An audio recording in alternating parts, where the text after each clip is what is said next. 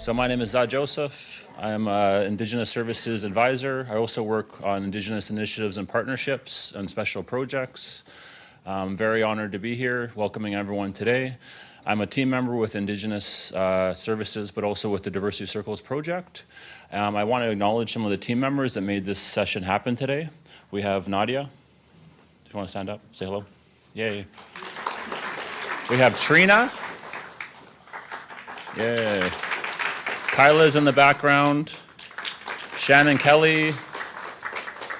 There we are. WAVAW is here as well. And who am I forgetting? Annabelle is right here. That's right, yeah. And the reason I left Annabelle for last is because she has been hard at work with the Harassment and Discrimination Prevention Advisor role, and unfortunately she is moving back down under. So I just wanted to give her a round of applause for all the great work she's done. And also recognize how challenging that has been and the great advocacy that she's had for employees here at BCIT and students. So I'd like to welcome everyone and acknowledge the territory of the Musqueam, Tsleil-Waututh, and Squamish people. We are here today to talk about racial discrimination and acknowledge the day today. While we're looking at the different Diversity Circle projects is to not only bring together a commonality and a safe space, but also a acknowledgement of the similarities and challenges that we share throughout our day-to-day at work and in students and support. There's a note to sign in to remember to sign in to our sign-in page up front, and I will get into the day itself. On this day in 1960, a group of demonstrators came together in a day of peaceful protest against the apartheid laws of South Africa. As they gathered in front of the police station in the township of Sharpeville, police opened fire on the crowd. 249 people were injured as a result of police actions. 69 demonstrators were killed. 6 years later, the United Nations General Assembly declared March 21st to be an annual UN Day of Observance, and a reminder of the need to oppose all forms of racism and discrimination. Even a country as well regarded as Canada, we cannot afford the luxury of complacency, said Teresa Wu Pao, chairperson of the Board, Canadian Race Relations, CRRF. The increase in the number of the hate crimes recorded by Statistics Canada and the rise of intolerant speech is both the public square and the online environment challenges us to build bridges to our fellow Canadians rather than walls to separate us. We live together today in a highly interconnected world. The recent mass shooting at 2 mosques in New Zealand, motivated by racial hatred and seemingly inspired by Alexander Bissonnat's murderous attack at the Islamic Cultural Center of Quebec City in January 2017, must remind us of the ease with which hatred and violence can spread. Nations can only thrive if there's a shared belief in the stories and the values that bind us together, said Dr. Lillian M.A., CRFF Executive Director. The stories that we share must continue to be stories of opening doors to those who are in danger, of respecting the rights of fellow Canadians, and of honoring those through honest efforts at reconciliation, the historic relationship between the Indigenous people of this land and those who came later. So as you see, we're moving forward, but it's not easy. It's a way that we can, in events such as this, connect and help each other in navigating some of these challenging topics. I would like to call up two friends to now continue on with our welcome. We have Aaron Nelson Moody, or Splash, from Squamish Nation, and we have our awesome Mohawk friend, Winnie Corn Miller, who will be on our panel as well. So I'll bring the two up.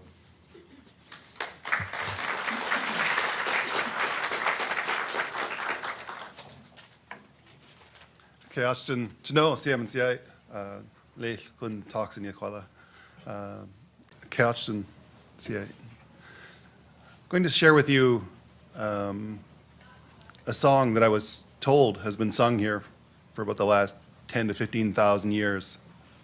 When people came to our shores or trails across the inland, we would greet them at the edge of our territory to make sure they felt welcome here. It speaks about the rich diversity of people, it's hard to translate, the big, important teachings they bring. In all of our ceremonies, our belief is that diversity makes us rich. We think of our ceremonies as being poor if it doesn't have diversity.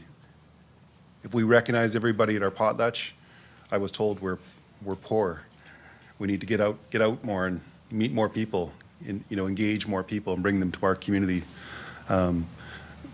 This beautiful human being, we have connections through family. It's a lot of funny little connections. But our elders say we're sister tribes. Even though there's a big span of the country in between us, we still consider ourselves, our people, to be sisters, is how it was explained to me. And they've come out here many, many times over the last several thousand years, just because they wanted to see what was out here. And they ran all the way out here and then bumped into the water and stopped and hung out with us for a bit. It goes way, way back, that history. So this song was taught me by Chachacha, and standing in front of a microphone, opening conferences, as you can imagine, not part of our tradition, not part of our history. But when people started to invite him, he said, people make decisions every day without knowing very much about Indigenous people. And he said he went every time he was invited. So when people made those decisions, they knew a little bit more about us. They paused just a second to consider how it may affect Indigenous people. And he said in his 90s, he would hate for that tradition to die with him. He would hate for that hospitality to die with him. So I'm honored to be invited here. I'm grateful to see our dear friend here as well. And this is the song Chacha sang to me, shared with me. He sat there with a cane, making sure I sang it properly the first time I learned this, and we had to sing it back to him. And he said, you get it right, because it's important that people feel welcome in this place, that they know that they belong here absolutely, and that we respect them. So this is that song. I won't sing in front of the microphone, it'll be too loud. Oh,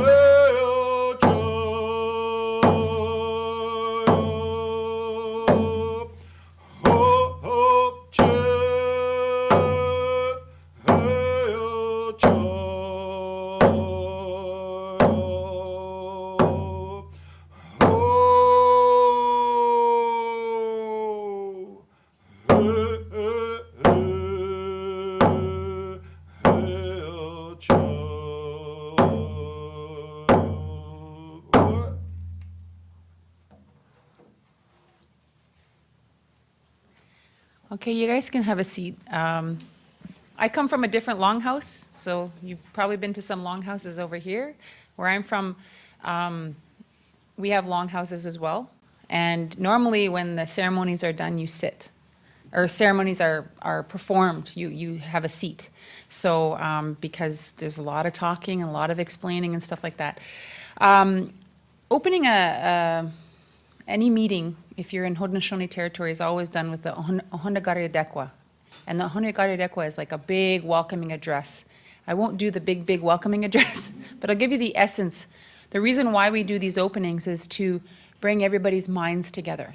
So to open your minds, bring them to the same place, and to be ready to communicate and to really hear and see each other for what you're trying to say. So in our way, the way I was raised, you might hear other Haudenosaunee people explain it differently, but the way I was raised, my mother taught me, we don't believe in a creator, we believe in creation. So creation is like a big dream catcher. We're all interconnected.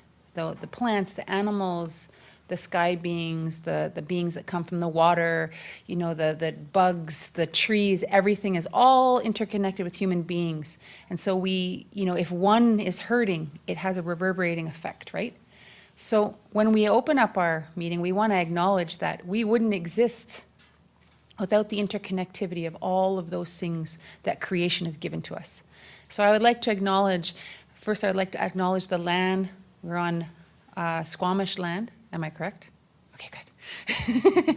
We're on Squamish land, but I'd like to acknowledge the worms and all the bugs and all the things that go in the land that you're going to be coming soon now that planting season is starting. You'll be getting your hands in that land and you'll be working with those brothers and sisters to make the plants grow. I'd like to acknowledge all the birds, all of the flying brothers and sisters, and the trees and all the plants and all of the four-legged that walk the land. And I'd like to acknowledge all of the beautiful flying in here this morning. I got to see that beautiful ocean. You get to be reminded of those beautiful animals and our brothers and sisters that live in the waters.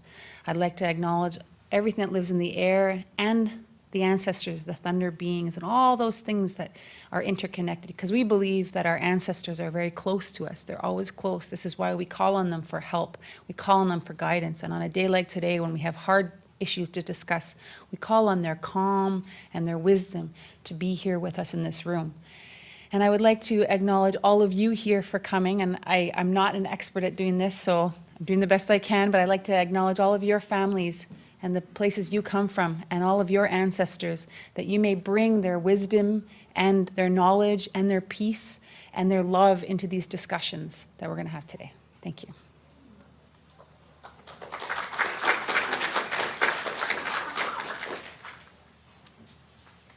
Thank you, Zal, for your opening, and thank you for a beautiful song that really highlights our diversity and how rich it is, and for the wonderful words bringing all of our minds together, Monique.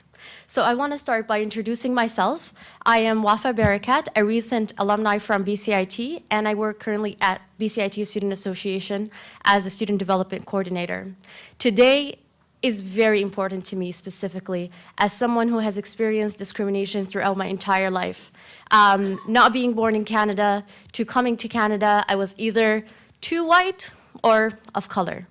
And thank you, Zal, for mentioning the tragedy, Islamophobic tragedy of New Zealand, where 49 of community members, our brothers and sisters and fathers and mothers, their life was taken away from them.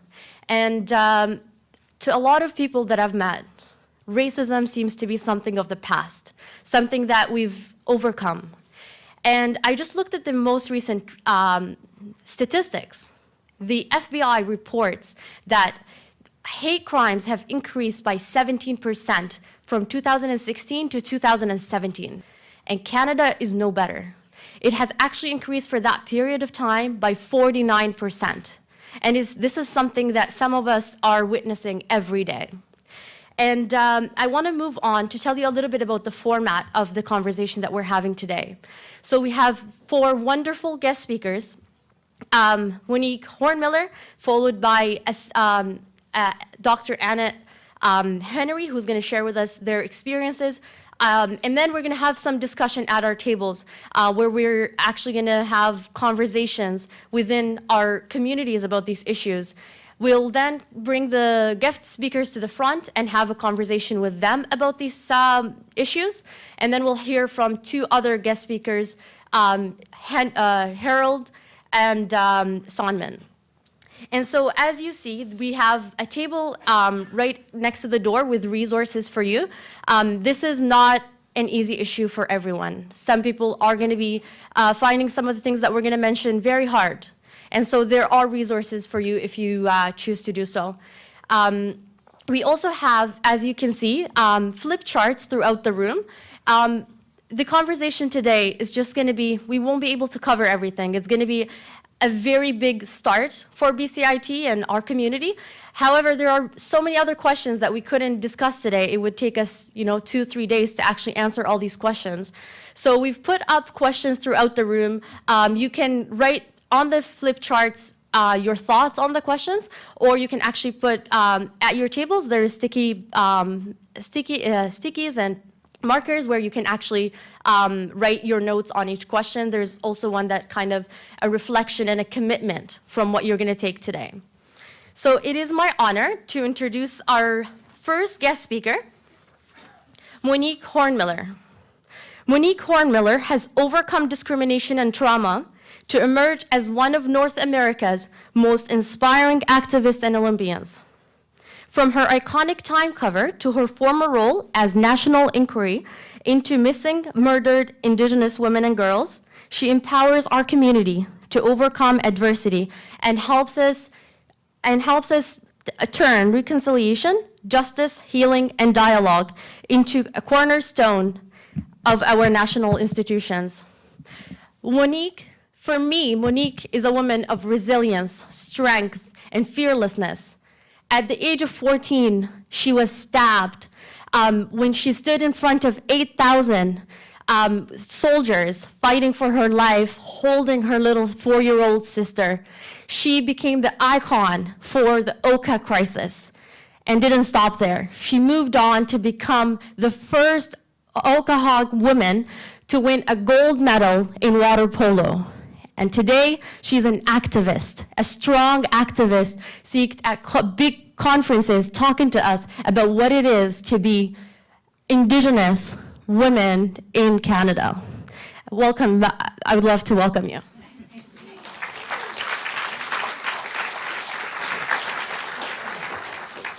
I first have to correct that. Over the last 19 years since I went to the Olympics, it seems I've won a gold medal. I didn't win a medal. I came 5th. But in my community, because Indigenous female Olympians are so few and far between, they all say, it doesn't matter, you won a medal, you won a gold medal. So just like the Native world, the rep is growing, and thank you very much. I want to first introduce myself. Traditionally, my name is Wanique Garakwinunta Onat Garagete Sunshine Hornmiller. I'm a Bear Clan woman from the Mohawk nations of Ganawage and Ohsweken.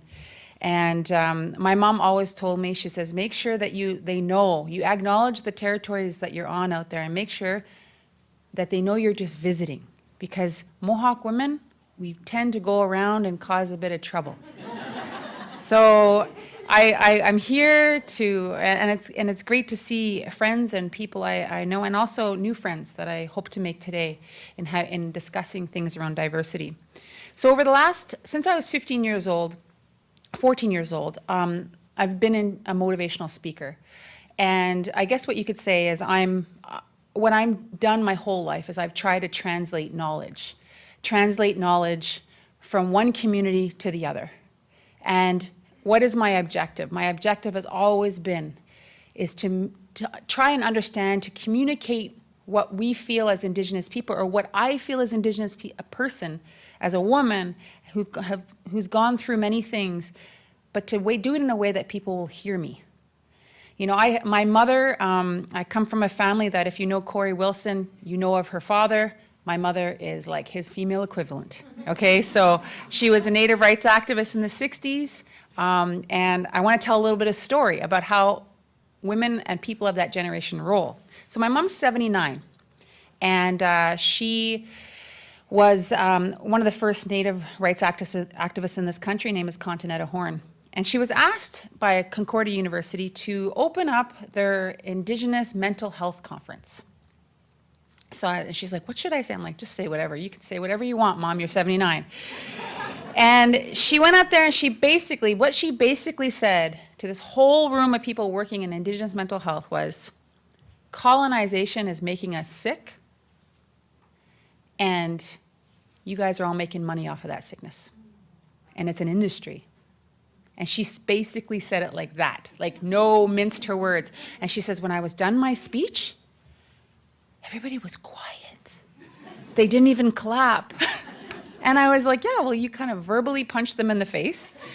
And I said, if I were to translate that, because I know, when we're talking about reconciliation, and we're talking about We're living in a time of an era of this word of reconciliation. Knowledge translation is really important. But I'm going to be honest with you. The dialogue, the narrative reconciliation is still very colonized. Because we have to express ourselves in a way that is politically correct, where people will hear us. And I said to her, I said, Mom, if you're talking about colonization, and what is the natural reaction? I mean, if you're a Muslim person and you saw what happened in New Zealand, what is your natural reaction to watching that happen to your community? You want to scream, you want to rage. That's a normal reaction to such atrocity. Well, as Indigenous people, the natural reaction that you want, you just kind of, when you hear about it, when you understand what's happened to your families and your people, is this rage. I said, but we're trying to express this and share our experiences of colonization in the era of reconciliation, but we have to do it in a way that is politically correct, that people will hear us. So you let a little bit out, you let a little bit of that information out so that people will hear you. And I do this with my story about Oka.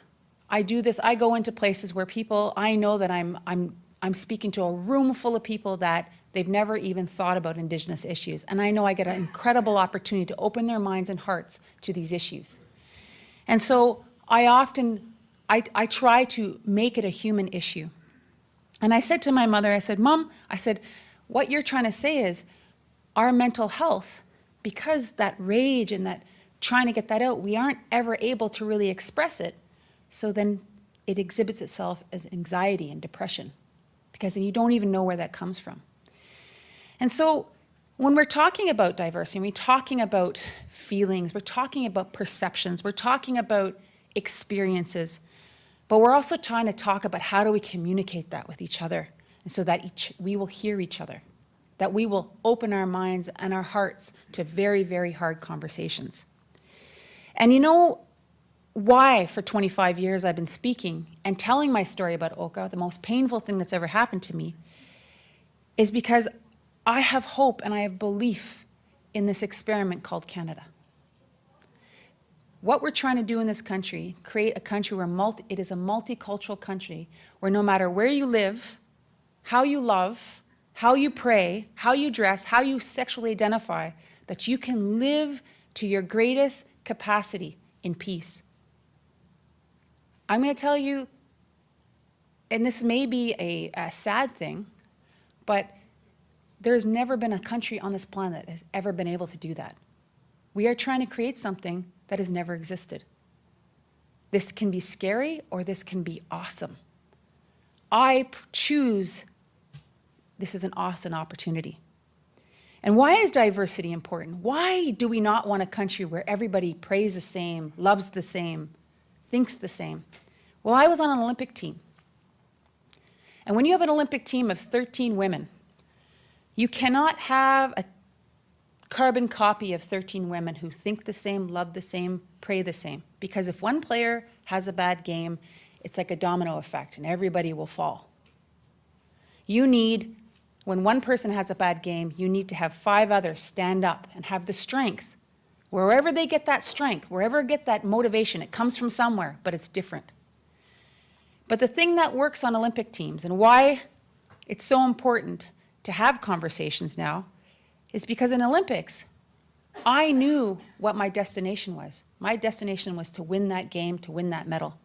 And we had a game plan on how to do that.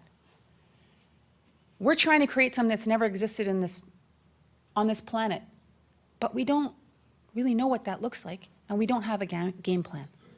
How are we going to manage diversity in a time when we don't even understand that texting is not communicating? Tweeting is not communicating. Our young people are not learning to communicate face to face. And if you go to any longhouse or any ceremony across Indigenous countries or communities, you will find we're not a written culture. Like we didn't write things down. We talk to each other. And in our longhouse, the most important thing when you had a conflict was you needed to understand that other person's side so well that you could actually argue their perspective. You needed to listen. You needed to understand before a decision was made.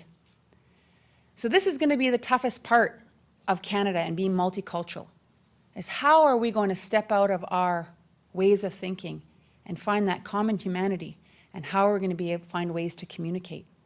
Well, places like BCIT, providing these opportunities to speak face to face, where you can't hide behind a screen, where the bravery and the compassion and the common humanity is how you look someone in the face and you tell them the honest truth, is the most important thing.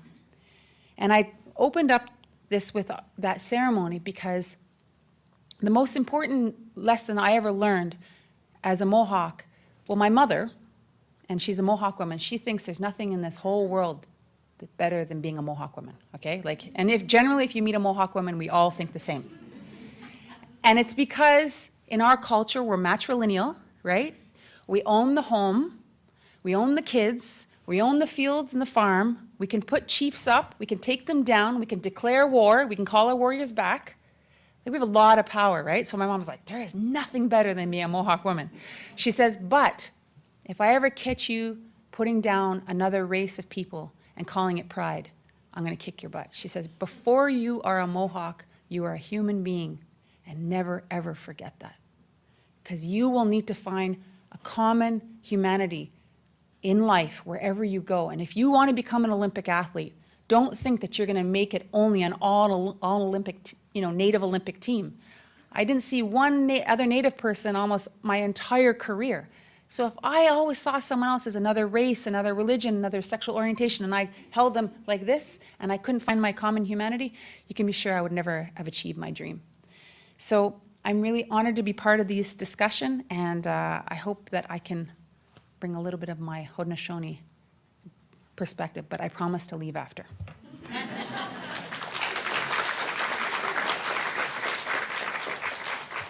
Thank you, Monique, for communicating with us how Indigenous women feel, the importance of diversity, and bringing hope to all of us. Next, we have our second guest speaker for today, Anna Henry, Dr. Anna Henry, who is a professor at the Department of Language and Literacy Education and is named the David Lamb Chair in Multicultural Education. She's cross-appointed to the Institution for Race, Gender, Sexuality, and Social Justice. And she spoke and written and researched extensively on these topics. And she is the recipient of the Canadian Association of University Teachers Equity Award for 2018. Welcome to Anna Henry.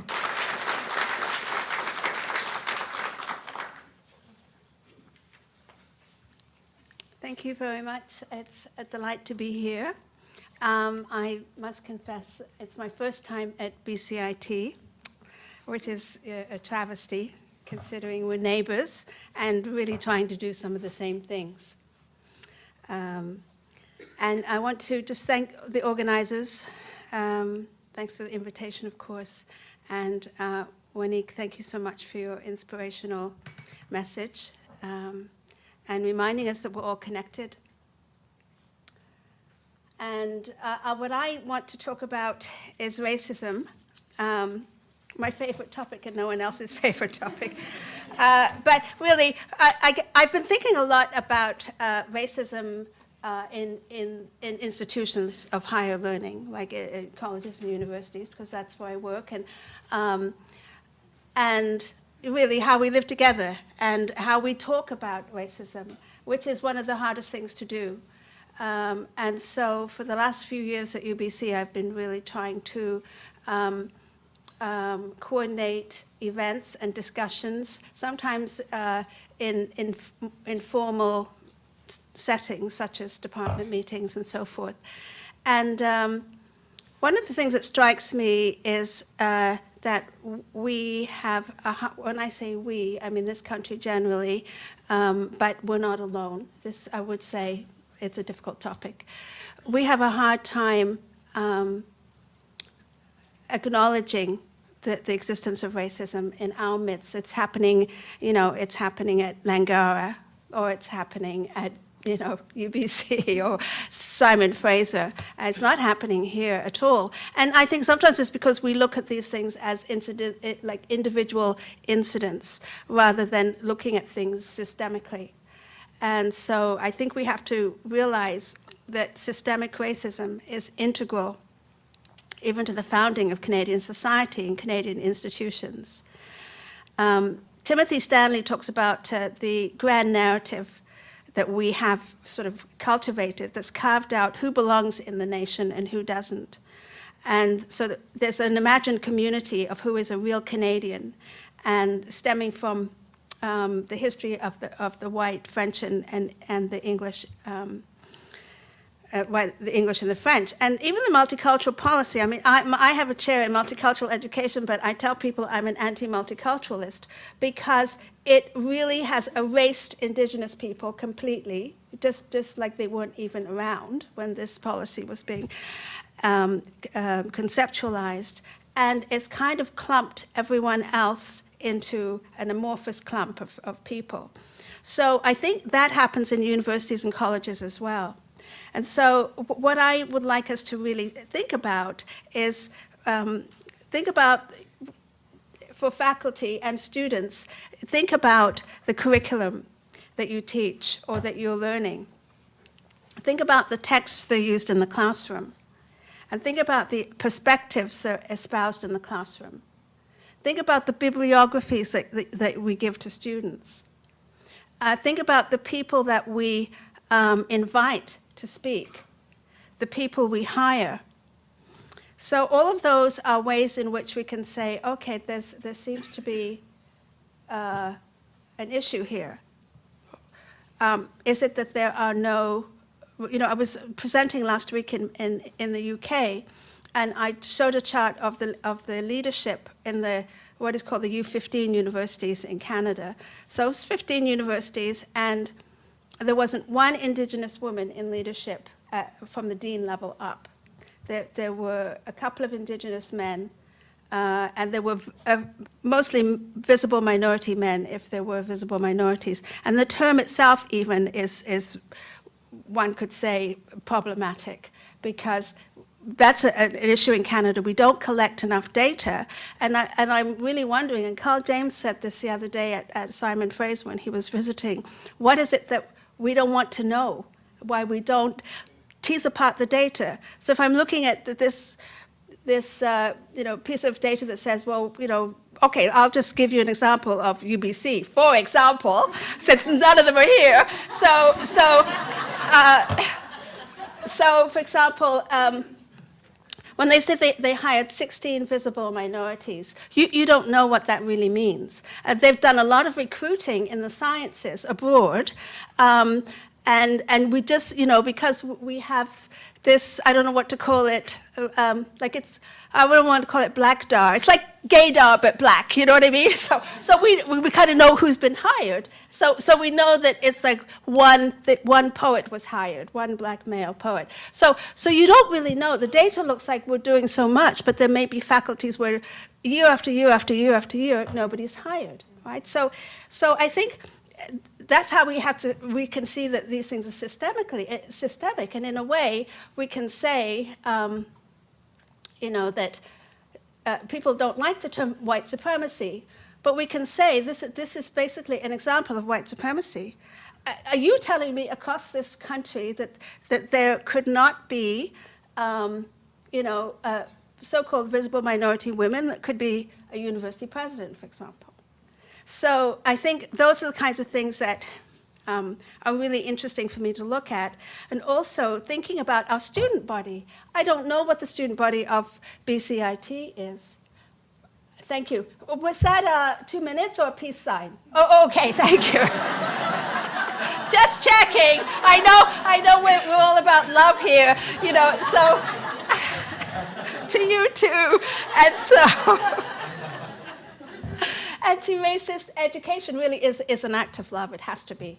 It really has to be, and I think we have to go forward with that kind of posture, with that kind of attitude that we're doing this out of love and not to create and stir up problems and issues. So I think I've pretty much said what I need to say, and I look forward to the discussions that we're going to have. And again, thank you for inviting me. Thanks.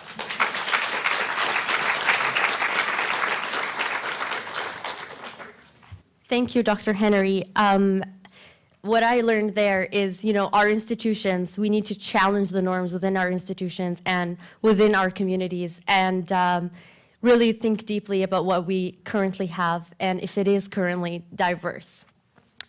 So we're going to move on to a discussion questions within your team. And so within your groups, if we can start discussing our first discussion question, and it is, how does race and racial discrimination shows up for people in their day-to-day lived experiences at work and learning environments? What do we see and what not see? And what are these experiences rooted in?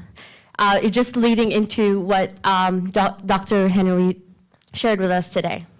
So we will have 10 to 15 minutes within our groups to discuss this question.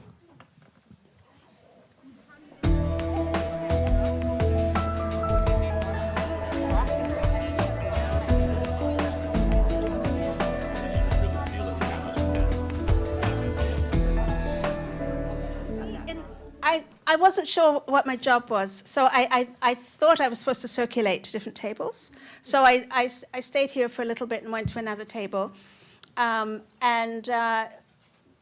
we talked somewhat about student demographics and whether or not to include, what that means to include student data or to collect student data, and some of the issues around that. For example, one of the arguments has been, well, it might be misused. That's the argument against collecting data, and we talked about the way in which systemically colonialism and white supremacy pervade these things, and the issue of who gets pushed out, who gets retained came up, and the issue of intersectionality, and that is very prevalent in terms of data in trying to find things out, but also in thinking about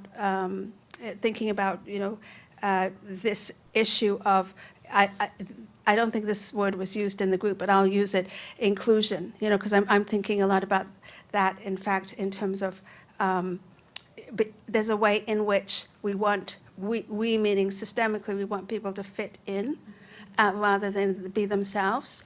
And but in fact, that came up at another table, is in terms of the issue of Canadian experience. Some jobs, maybe not so much here at BCIT, and in the kinds of institutions we're in, we welcome, to some degree, international experience or experience from elsewhere.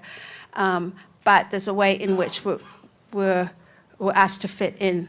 So inclusion sometimes is like including into a particular tradition that has come from way back. So whether it's the RCMP or the universities can be pretty, what counts as tenure, what counts as good teaching, and so forth. So I think one big takeaway was just opening the doors to people is not enough. And it's, so I don't know if I just said this or not, but in terms of the issue of Canadian experience, this must have happened to you, but I get into taxis all the time and talk with the taxi driver, and we'll start talking about, Canadian experience and why he's driving a taxi when he could be an engineer, or he has to pass an exam to get the job that he was doing back in another country. So I think these are real issues in terms of how we're set up here. You have a response to that? I just wanted to add on to what you were saying, because we were also having just a conversation more so about how racism shows up systemically, and whether or not, we can feel like as individual professors or individual students that, there can be like some accommodations made, or certain teachers may have like a stronger orientation to talking about racism. But when you were talking about just that expectation of fitting in a certain way, or, what is considered good teaching, I was just thinking about also my experience as a student, being in a classroom where, let's say like the topic for that week is racism, right? And sometimes I have white professors who are teaching that. They're the teacher for that course, so they're teaching that topic. And, you're sitting in the classroom of mostly people of color students, right? And there's still a very one way that teaching happens, which is I have a specific agenda and materials as to what I'm gonna teach about this topic today, right? So I've had a very recent experience where I really wanted to, challenge and push my professor a little bit, It's like, well, I'm not sure, really what you're saying about this particular way, racism happens. I don't know if it actually looks like that, right? And often teachers want to address very overt ways that racism happens and not willing to actually hear from students as to how does this show up in your life, like we're talking about right now. And I feel that we would be able to offer so much insight and knowledge about how it can be addressed, but because it's not an interaction, right? And I think that as a person of color or students of color, you get really good at reading your professor's body language. You really feel it when they don't want to talk about it, or they only want to talk about it in their way, and they don't want to engage or be pushed in that, right? So I think even challenging around how we talk about, how we teach, these topics is like, how do we invite as much lived experience as possible? Because I really feel like there are so many answers there, but they have to be open-minded. They have to be willing to actually hear that and to be told that, you may not know everything about racism, even though you probably read a lot about it in books.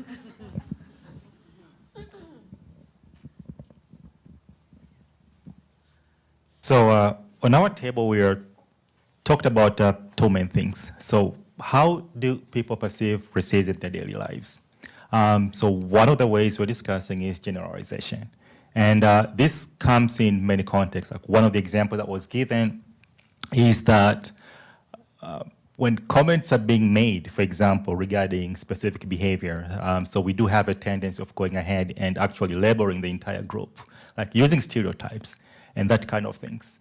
And when these generalizations are being used, what's happening is that certain groups of people, they end up feeling marginalized. They can't participate in that discussion because, you are feeling like you're not part of it, right? You are part of the problem, right? And this is one significant way where people perceive it in a day-to-day life. The other thing we talk about is actually being aware of racism.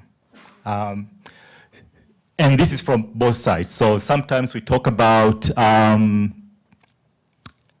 white people not being able to perceive racism, and that's why maybe they're living in a certain bubble, and that's why they don't get it. But it also happens on the other side as well. For minority groups, you may not be able to perceive that just because you haven't seen the differences, right? So you have some of the racism which is quite subtle, and when you're being subjected to this kind of racism, you don't really know because you think, well, this is how people behave, right? Until when you start mixing with other groups and comparing notes, that's when you start realizing that, okay, maybe here I'm being treated in a different way, right? And I just wanted to add to that, like we talked a little bit differently. We talked about racism from a personal, I think for a lot of Indigenous people that work in institutions, and I'm going to paraphrase, but I hope I do it properly, is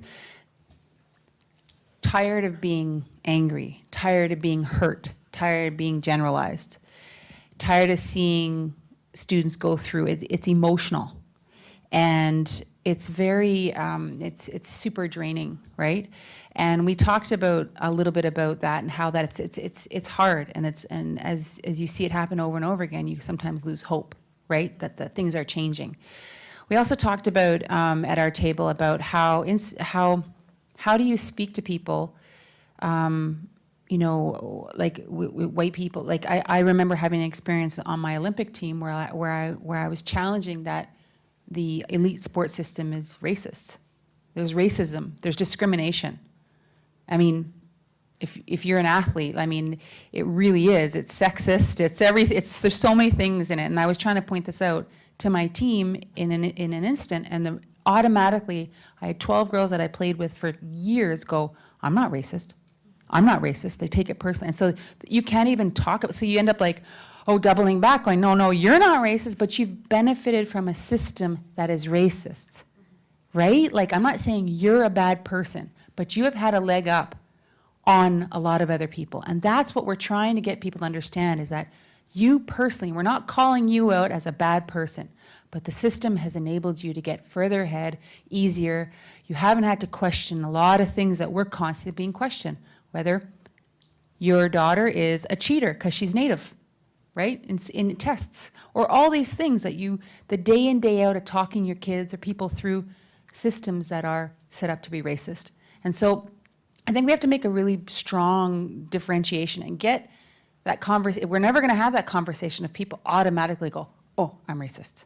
You're saying I'm racist. I don't want to hear about it. I've never done anything to you. That's another thing. I've never done anything to anybody, and I don't see race. If I hear I don't see race again, I'm going to kill somebody. Because that's not like a peace, love, and John Lennon way of looking at things, right? It's like, no, how can you not? You're not seeing me. You're not seeing my experience, right? So these are things that we have to teach at a very young age, that peace, not seeing race does not equal being peaceful. You need to see people for who they are, right? But also, and that has to start at a very young age, but sometimes it's the first places you're going to get it is in a university or college setting. Thank you so much to our guest speakers, so you can rejoin your tables. Thank you. And you can stay. I just wanted to share a personal experience on racism at BCIT. It's quite a funny one. I was waiting in front of a class with my professor, just waiting to enter the class, and just wanted to create some small talk. So he just looks at me and he goes, so how many kids do you have? None. Are you married? No. So where did you grow up? Like, really wanted to change the subject after each question, and it just got worse. So where did you grow up? Toronto. So it's things like that, and that, you know, really in our minds trigger, you know, all these stereotypes that are happening in our community. By the way, I love that instructor. So now I want to introduce our guest speaker, who we've already heard from, Harold Shababi. He is the software development manager at Amazon and has an educational and a research background in computer science from universities in Germany. And he is, once he moved to Canada, he worked in military defense and application engineering, and moved on to found 2 startups in financial services and retail logistics, and currently works as for Amazon in transportation space. Besides industry experience, he has worked.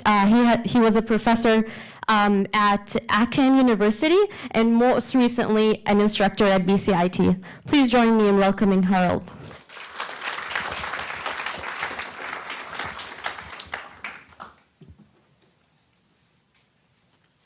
Thank you. If you'd like to sit. May I remain seated? Of course. Thank you. Yeah, thank you so much, Wafa, for that welcoming speech. I want to share a little bit of my personal experiences as well as touching on the two topics we're talking about, generalization and not being aware of racism. These are things that I've experienced myself in different ways. So one of the puzzling things is that over the years, okay, moved to Canada now, been living in Canada now for about 12 years. So one of the recurring themes that I've been hearing over the many years is that when people ask me, how do you perceive racism at workplace, in education in Canada, my response has always been that, well, there isn't none. I haven't seen anything, right? And people were telling me their stories about, how they experience discrimination, and I was always surprised. So I started asking myself, okay, why don't I see these things? And I think it's related to these two things, generalization and not being aware of differences. So from my background, before coming to Canada, I was experiencing the direct kind of racism, where somebody's actually speaking to you directly. It's not about a group, it's about you as an individual, right? You will be told direct reason as to maybe why you cannot graduate, why you cannot get this job.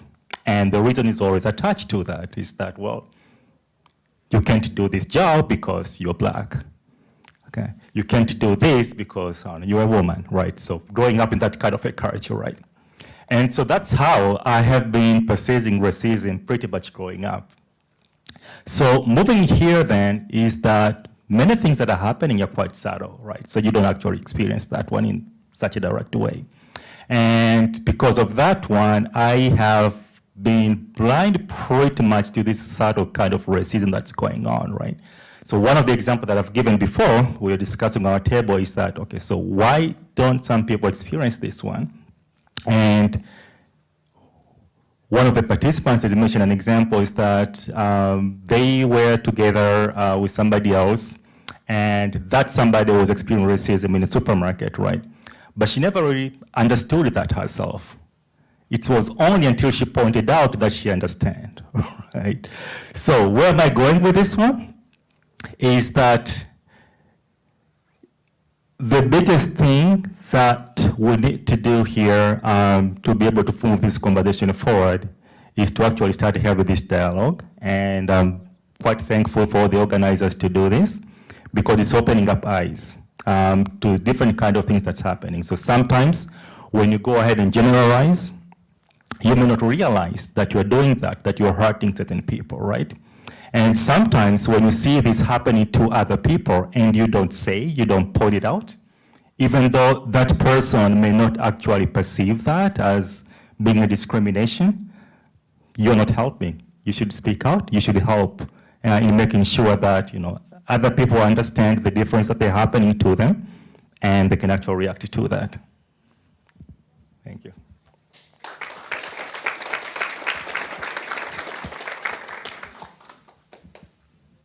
Thank you, Harold. Yep. So now we will call on our fourth and last speaker, Sonmin Bong. She is a volunteer and educational outreach coordinator at WAVAW Rape Crisis Center. She is a first-generation Korean immigrant of color and a queer feminist. She studied, completed her BA in legal studies and women's studies in the University of Waterloo, and when she relocated to BC, she joined the WAVAW Rape Crisis Center, where she develops and delivers workshops on sexual violence and its intersections. She's also previously the host and producer of the intersectional feminist radio show, The F Word. She shares the belief with many anti-racist activists that the path to ending violence and racism is revolutionary love. Please join me in welcoming Sonmin.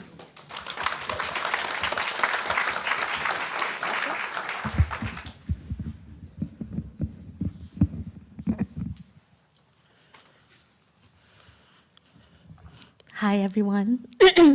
I've been debating whether or not I should sit down or I should stand up or I should sit down or I should stand up. So I just decided, you know what, I'm just going to go with the format, just stand here, and hopefully I can talk to all of you. I just want to say I feel really humbled and I feel really honored to be here.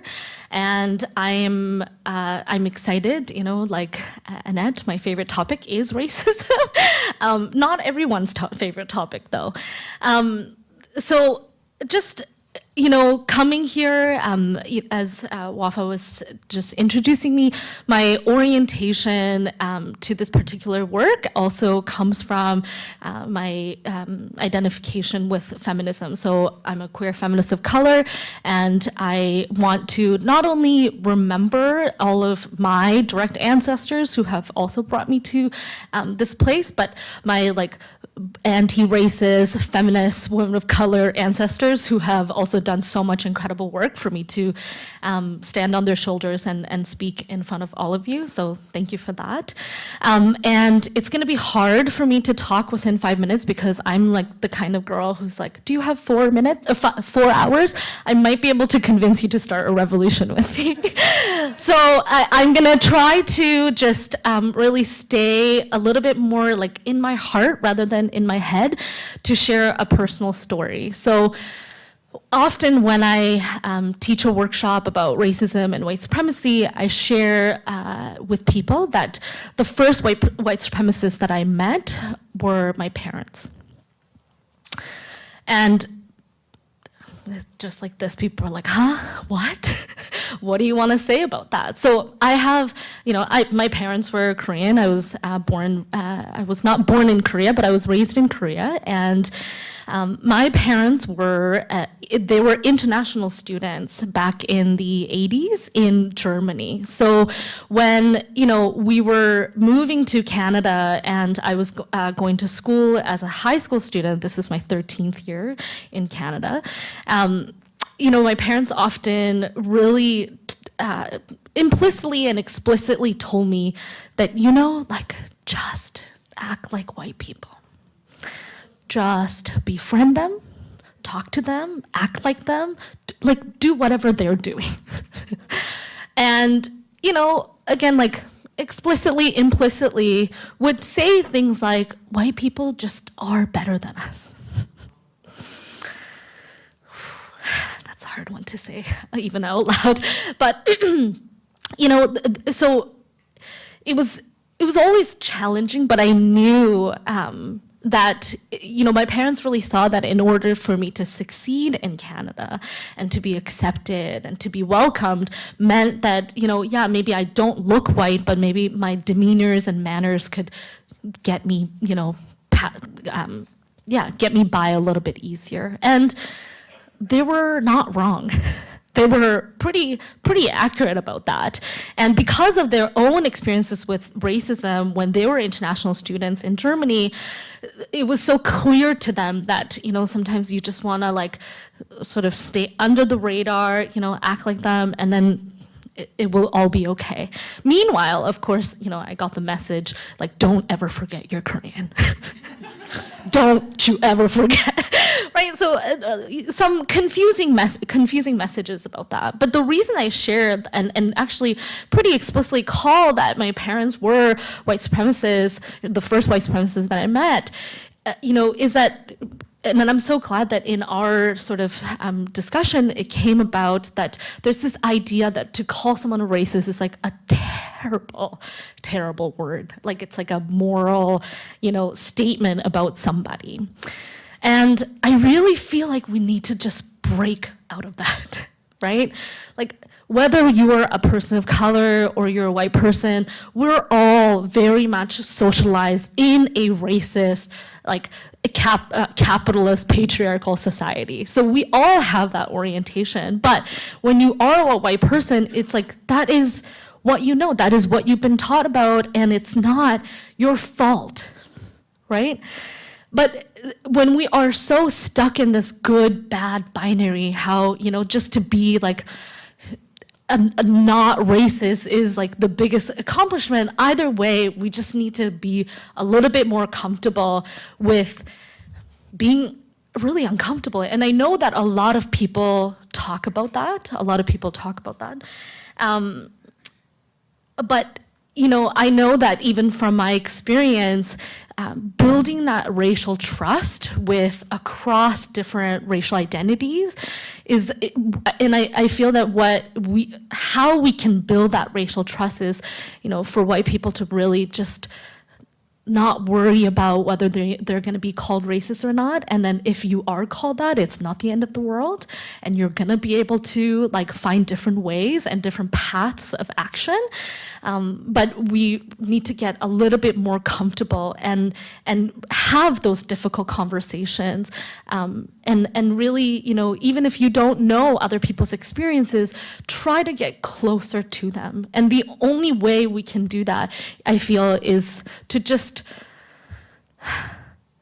break out of that binary and get closer, get past our white fragility a little bit, and for really a lot of also people of color activists to get more comfortable with being settlers and what that means. So again, I am really terrible at talking for 5 to 7 minutes, but I hope that we can have further conversations, and thank you.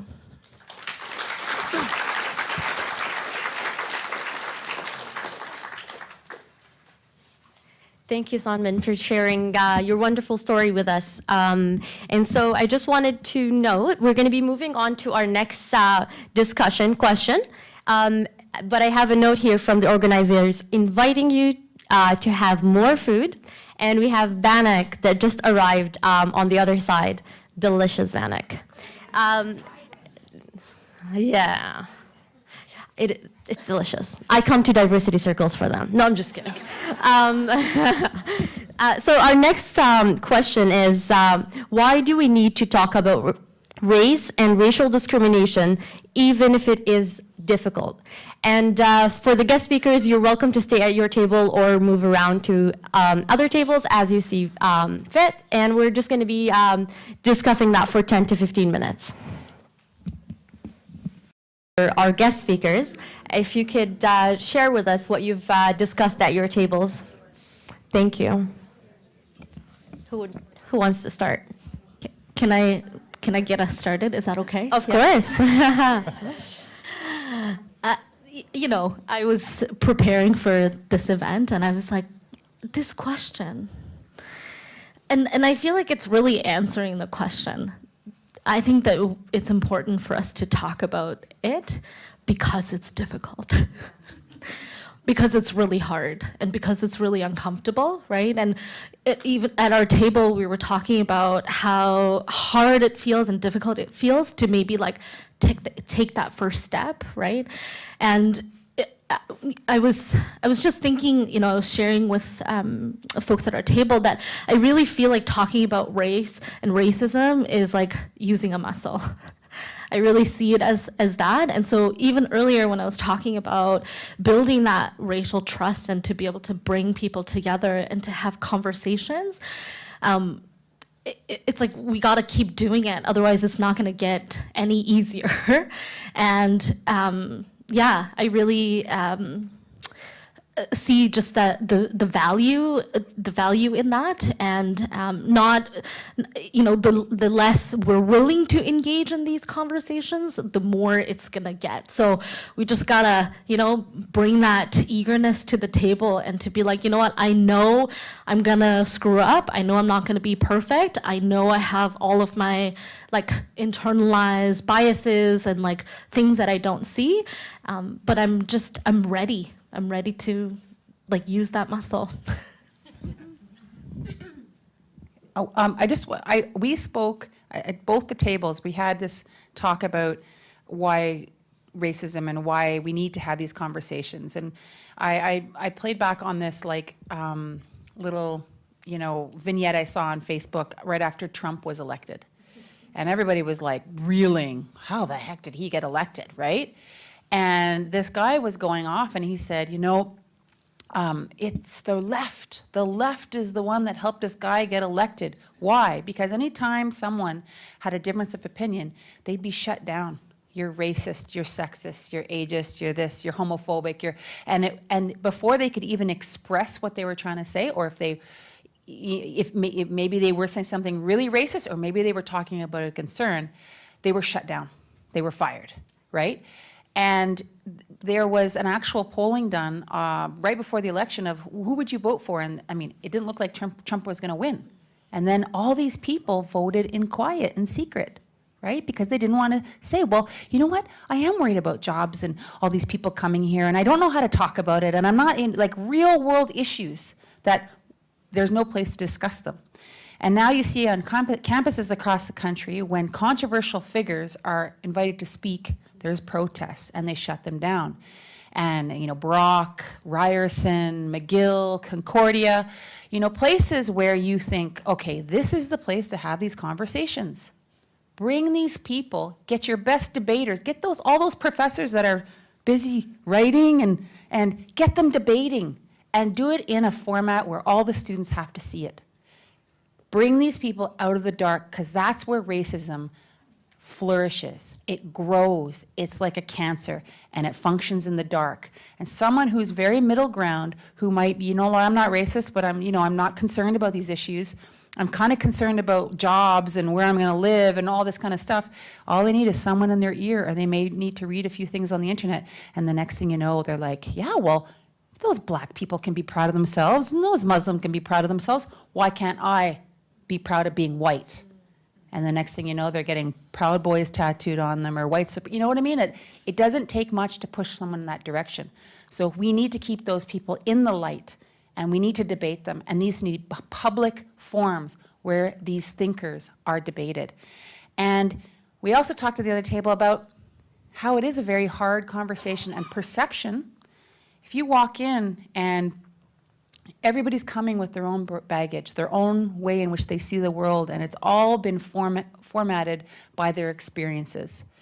So that's why it's interesting, because in Indigenous cultures, in our culture, we have something called the small condolence ceremony. If you're about to have a really hard conversation with somebody, you do the small condolence ceremony so that they know, okay, we're about to have a hard conversation, but essentially, I love you as a human being. Let's find peace. We need to find peace together. So let's say the hard stuff that needs to get said. So I think if we are going to have these conversations, we might need to have some help on how to do that. And I know that each culture and each religion has ways in which you can support these conversations. And I think bringing your diversity, bringing your A game to these conversations from all different cultures is going to be really important. So we addressed both questions. So the first one is, why is it important to talk about these things? And one theme is opportunity. So when you're talking about this experiment we're calling Canada, you spoke about us not having a blueprint or game plan, how to get there, right? And the discussion we had was that, yes, even though we don't have that, we're actually quite lucky in Canada that we can actually have an open dialogue. And this is an opportunity, not just for Canada, but for the rest of the world. Because if we can go out and talk about these things, then we are creating that blueprint, that game plan, that hopefully is going to shine the light the rest of the world so that we can fix these issues. And the other thing is about being brave, right? When we don't talk about these things, then we don't break the norms. And being brave is from both sides, right? These are really hard questions, like everybody understands. And sometimes we don't talk about those things because of fear, okay? When you think about small groups of minority, or try to imagine you are the only minority, right, who is in a larger group. In many cases, you are under extreme pressure to blend in, right? You don't want to be perceived as the person who is different. And speaking out in such an environment basically is pointing out to the problem, right? So yeah, we can argue, can say that, yeah, hiding it, try to blend in is not the right way to fix it. But if you are there, you're fighting, this is really your first instinct, as you were saying as well, like, okay, try to behave like other people. right? And so how can we fix that one? Is by forming allies. So we were discussing this table that one way of encouraging other people to speak is just by creating this allies, so that if somebody stands out and speak about something, it should not be pointed back to them that, yeah, of course, you're going to say that because you're so-and-so, which pretty much reinforces the stereotypes. So if we can stand up for other people when they have issues, if we can stand up even when they cannot do it for themselves, then we're encouraging everybody to start having these difficult conversations. Thank you. I'm smiling because I sometimes try to make sure that I don't blend in. So I will ask myself, are my earrings big enough today? You know, things like that. You know, maybe I'll wear a head wrap today. I just want to really make it clear who I am. So I guess so many great things that the group I sat with talked about. And one thing they talked about, which was really important, is you know, we need to talk about race more and more, because it's not monolithic. It's not, you know, I'm black and you're white, or, you know, I'm indigenous and, you know, you're German or something. There's so many variegations. There's so many different ways to be anything, to be, you know, indigenous or black, or you know, especially in this society, we have more and more mixed race people. And what does that mean? And how do we perceive people? How do they identify? How do we allow them to be who they are? And so I think the more we talk about these things, the more we can really see that it's actually much more complicated and complex than we make it very often. So I thought that was a great point that they brought out. And also it kind of reduces or takes away that binary of black, white, or even, you know, you were saying Korean white or whatever, you know, because we just have so many identities within us. So I think that's one of the reasons, and to see how race really intersects with other identities. And we talked a lot about, you know, the idea of calling someone racist, which actually I never would do. I would never call anybody racist, even if they were. I would never do that, because that's like a recoil. So I might say that comment is racist, or you need to think about that comment. It's blah blah blah. But it's just that it's just too much work to get them back into a situation of talking again. So now I wrote an article which I knew would cause problems. The editor had said to me, I think Dear White People had just come out, and so she said, I really like Dear White People. Why don't you just say, and she wanted it to be like 6 words, you know how these sort of, and so Dear White People, Canada is racist. Okay, so I knew there'd be some backlash. So of course there was, and so it was from the conversation.ca, and so of course there was, and she ended up pulling off a lot of the readers' comments because, you know, that was just too much. But I was kind of calling Canada and the system and showing how the system is racist. So I think it's really, language is so important, and that's how one of the ways we communicate, not the only way. So because very often, as I think many of you said, and you've said in your small groups, people hear that you're calling them racist when you're not. When you say this textbook is racist, they hear you calling them racist and you're not.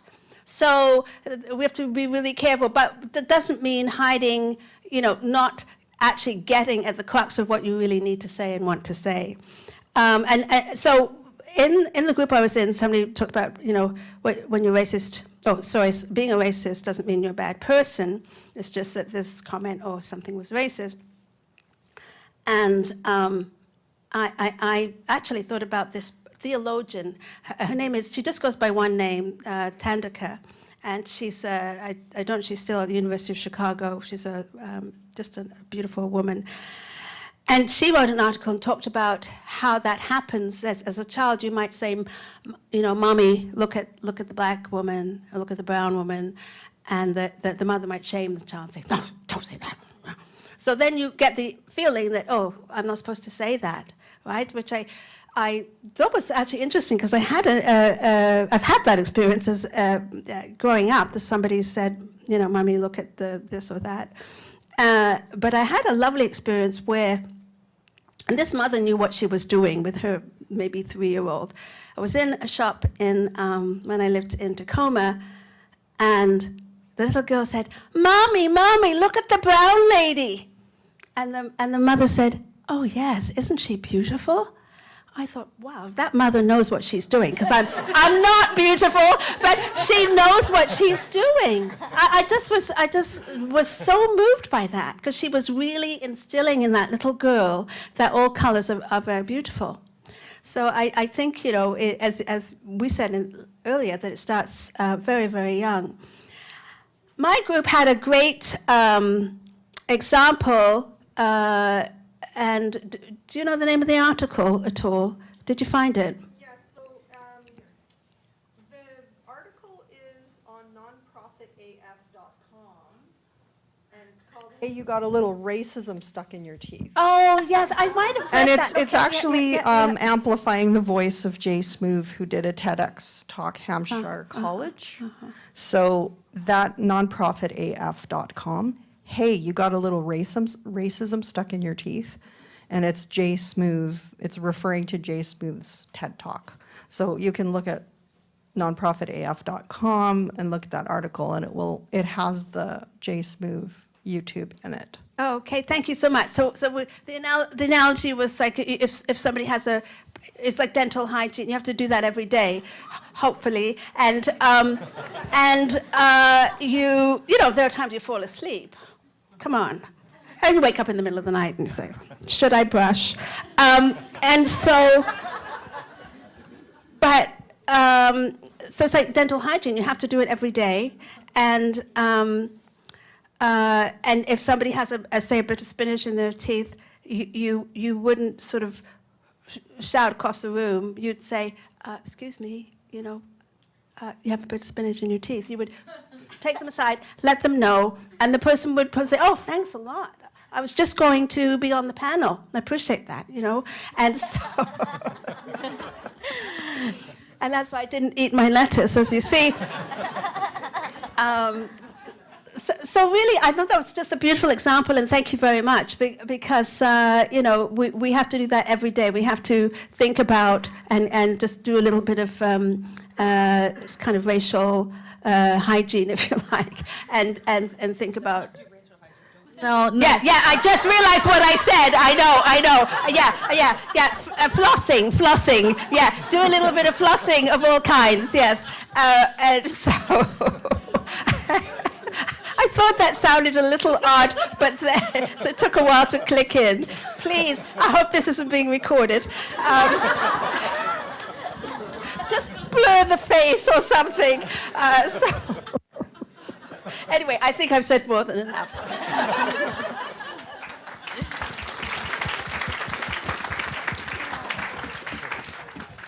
So I know that you had something else to add to that. So we do have a 2-minute closing remark for each of the speakers to tell us a little bit about today and what it means to them again, and if there is an action that each person in this room can take to solve some of the issues that we've discussed today, if you can think of any.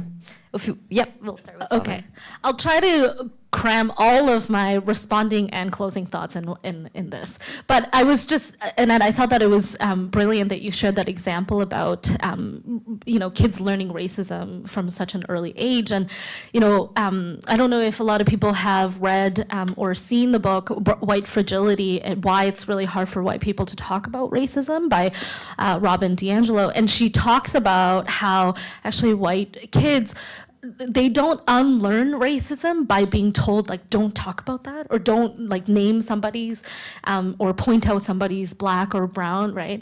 That actually what happens is that they learn how to hide their biases very successfully over time, right? So it's important to also think about why we need to engage in those conversations from such an early age. And I thought it was so interesting that you shared that you never call anyone a racist. And I thought that was funny because my partner is white and I call him racist on a regular basis. On purpose. And because not only, like, just because he's like with me, that does not mean that he is not racist. It comes up regularly. It comes up in my interactions with his parents regularly. So to me, it's like, I don't want you to recoil when someone else tells you that you're being racist.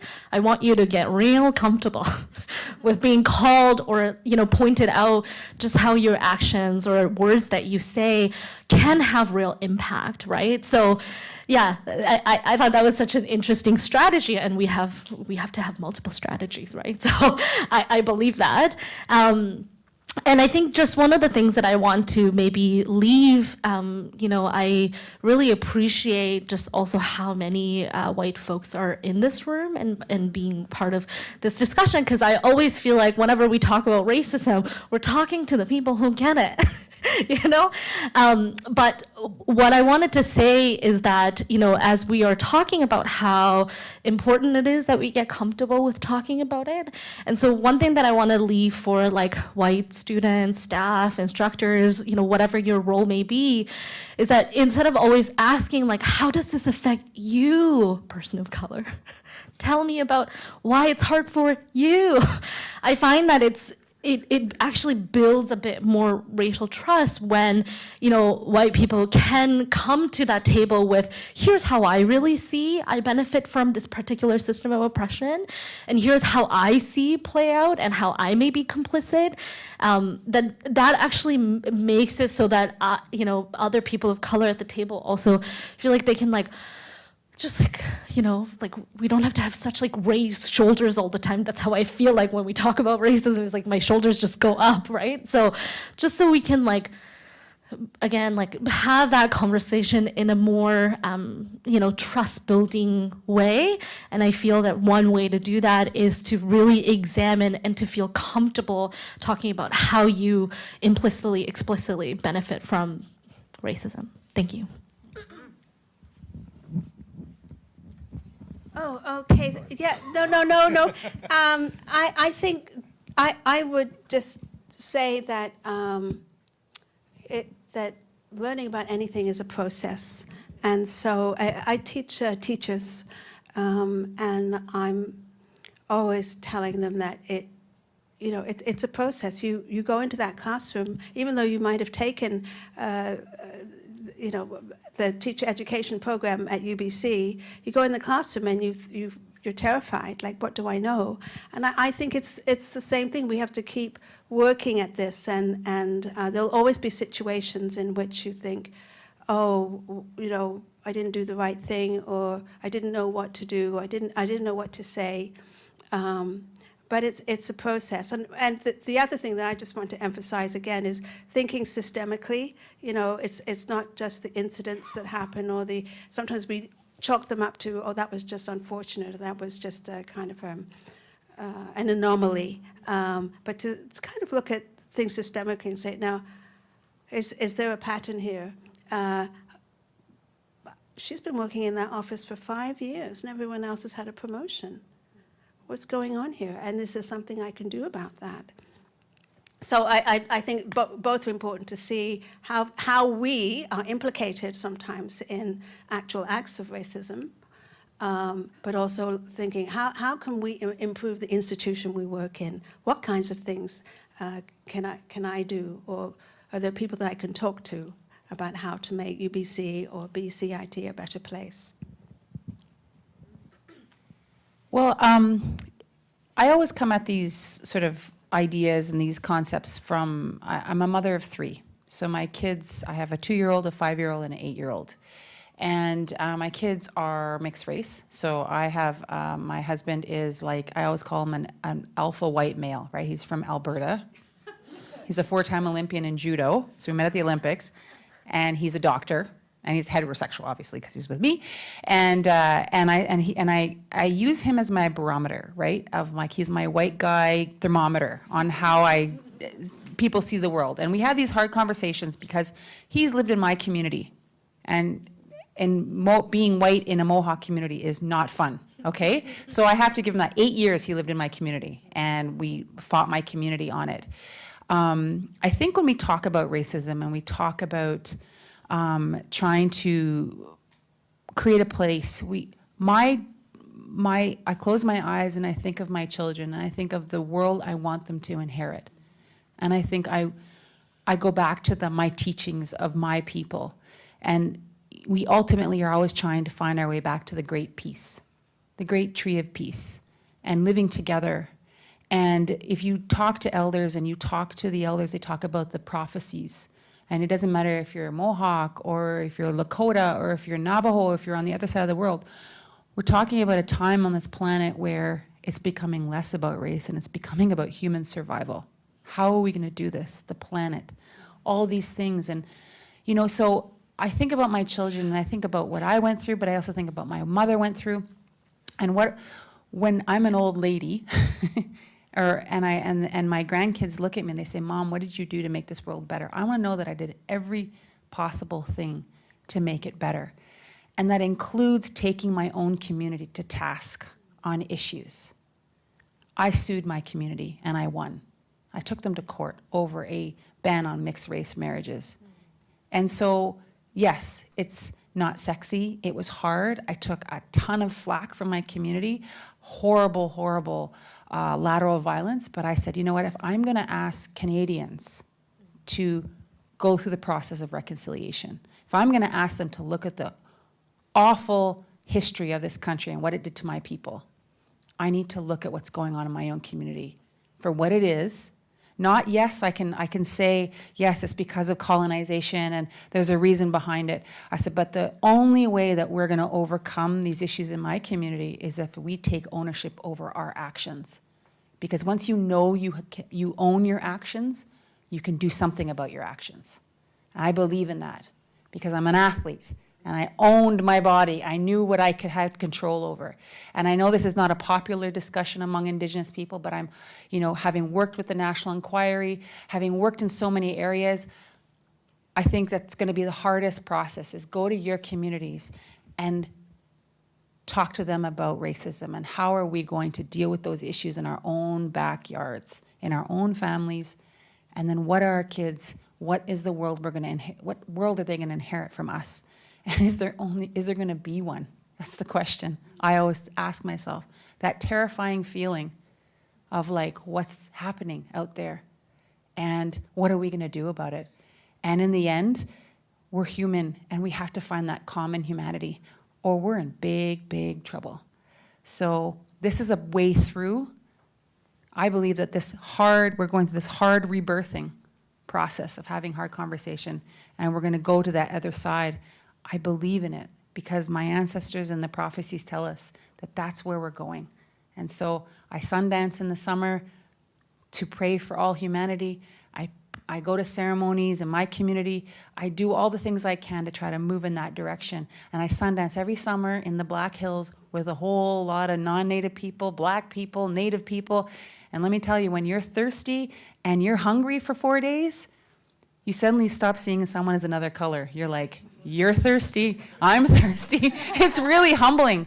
But if we could find, and that's 4 days where I suddenly stop seeing people and you're on a very human level. So I urge you all to seek out those instances where you can find, whether it's through ceremony, whether it's through something you do, and you can find that common humanity and you can give to that positive energy that's in this world that our kids need. My children need it. Our children need this. They need us to do this hard work. And so I encourage you all to do that.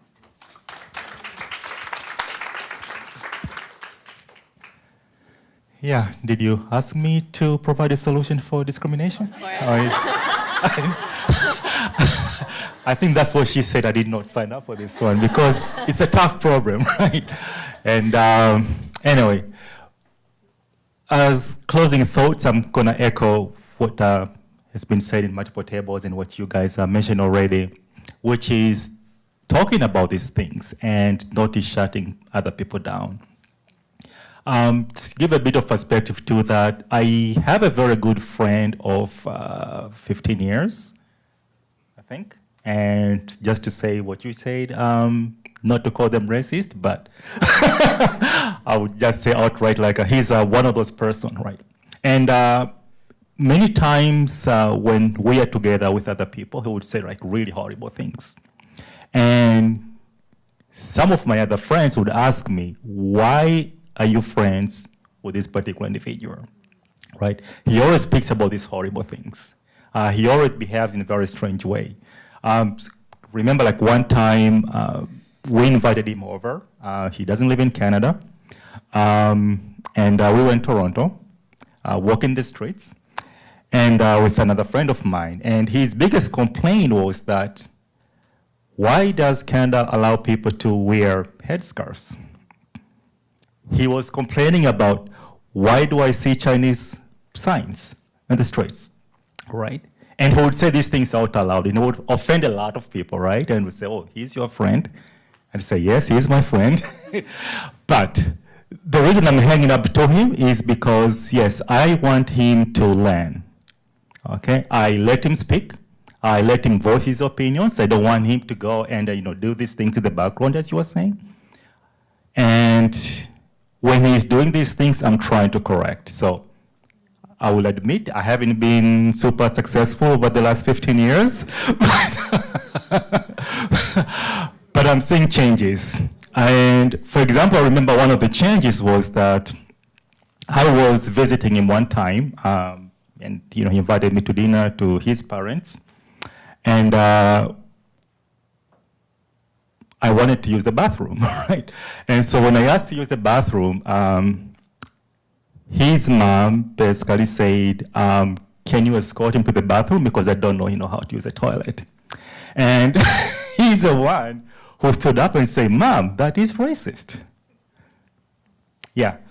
So I haven't been 100% successful, but talking to him, working with him over the years, I do see some changes, and I think this is something that we should take away, right? Not isolate people that we think do not conform. Be their friends, talk to them, hear them out, don't shut them off.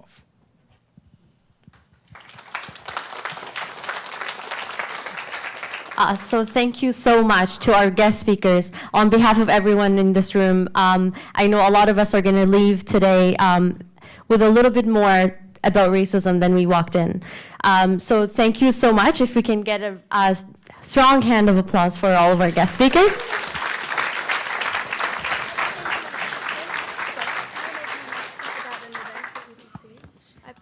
Yeah, I'm sorry, I just meant to say this during my 2 minutes and I forgot. I'm just going to plug an event. Patricia Hill Collins is coming to UBC on the 11th, public lecture at 6 o'clock in the Student Union Center. I have a little bit of information on my Facebook page, and I'm making a flyer right now. So all welcome. She's going to be talking about Black feminism and anti-Black racism. So you're all welcome. And please spread the word. Thank you. All right. So thank you. And I just want to bring to the stage Annabelle and Nadia for closing remarks. Thank you. Thank you everyone for staying a little bit over time. Nadia and I will be very brief, but we just wanted to finish up. Before we finish, I first want to thank WAVAW. Where did WAVAW disappear to? If WAVAW... We'd just like to express our gratitude to WAVAW for being our moderator today. And I personally want to acknowledge all the work and efforts and leadership that WAVAW has shown, both at her time as a student here and also in her current role and her partnership with Diversity Circles. Thank you so much. I also just want to finish off by encouraging all of you to be part of this conversation. I was really excited to be part of this partnership with Diversity Circles and continue this work between BCIT, the FSA, as well as the Student Association We toyed with the idea of, do we want to have a Q&A at the end of this event, as many events sort of finish off with that type of format, but we decided we didn't want to do that because we want to say and hope that this is the part or start of a conversation here at BCIT. Personally, I'm soon to fly across the ocean and go back, as I think Zara said, down under, back to Australia, to where my heart has always been and where I'm going back to my family. But I really want to say to the BCIT community, I hope you are bold and brave in these conversations. I think we are a wonderful community, but we can be better and we can be more inclusive. So I really challenge you to do that and be part of this as a shared responsibility and continue the conversation. And I look forward to hearing more about how that conversation goes from down under. I just want to, And just to take a moment to really thank you for participating in the day. It's very important. We understand the historical importance of this date, and I'm sure we all appreciate to have an international day so we can take pause from our very busy schedules to participate in such conversations. We collectively know that racial discrimination cannot be ended in a single day. We cannot eliminate in a single day. And so we really do appreciate your work. It cannot be the work of racialized minorities, visible minorities, whatever other identifier we choose for the other group. So just a reminder that we have Post-its on the table. So if you have additional questions that you think, we as a organizing committee selected just a few questions. Around the room, you will see the other questions that didn't quite make the discussion points, but are certainly equally important. They're there as resources, so you can continue this conversation and this work as provocations to wherever you go back in your BCIT community. And we also have up on the slide additional resources. So thank you again.